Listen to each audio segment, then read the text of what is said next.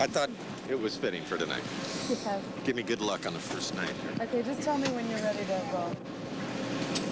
So this looks like it's going to be great. I'm going to have a lot of fun, I think. Okay, are you ready? Yes. Okay, tell me how you hooked up with Roger.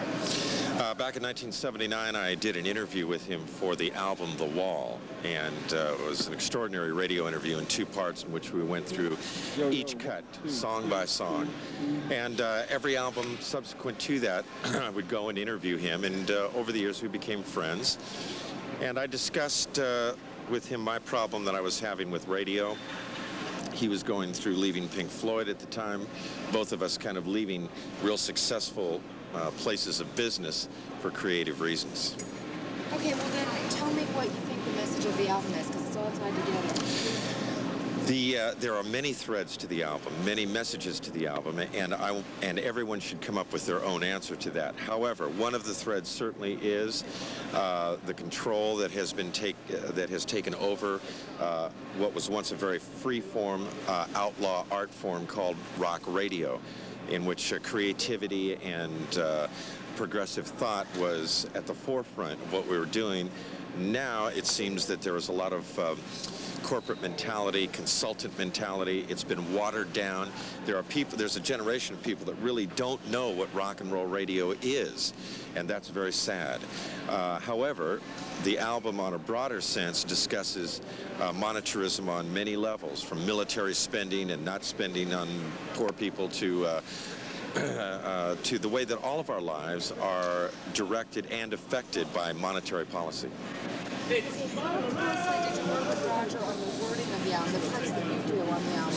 Parts that I do were done in a spontaneous session in which he played the part of Billy, bounced stuff off of me, and I would respond. So I didn't write any of that. It's all Roger's stuff. He then went and picked out the pieces that he wanted and put them in there. So I basically just did what he asked me to respond to, and then later on he chose all of the responses himself. Okay, so what's your final reaction to the album? My reaction to the album is still awe, and I've heard this thing 1,000 times, and I'm still hearing new things in it. It is, without question, his best work since The Wall. And there is not only a great message to be learned in this album, but there's also a lot of humor in this album. There's also a lot of fun to be had in this record, along with something that people should be thinking about and chewing on for a long time.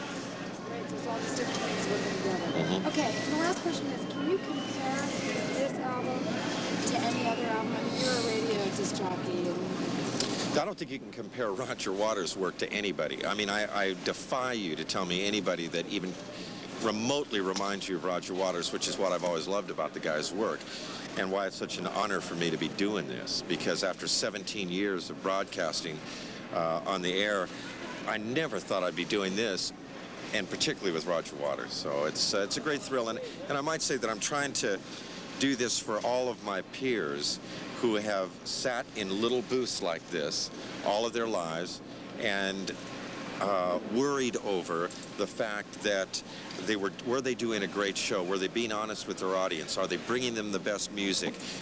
Because we don't sit around and think about, oh good, the next commercial's coming up, so my paycheck's here. I mean, don't get me wrong, I love money, but I want to earn it on honest terms, and I don't believe that corporate radio is honest terms. okay, just tell me, what for the concert, there are going to be call-ins to you?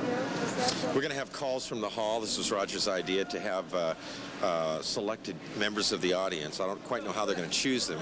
We'll be in a booth out in the concert hall, and then we'll call up here to the booth. You're going to see Radio KAOS on the road is a live radio program where Roger Waters and the Bleeding Heart Band comes into the station and plays live, like it used to happen. It used to happen that way a lot in the early days of radio, when people could A, really play their instruments, and B, really gave a shit about coming down and connecting with the audience. And this has a lot to do with connecting with the audience.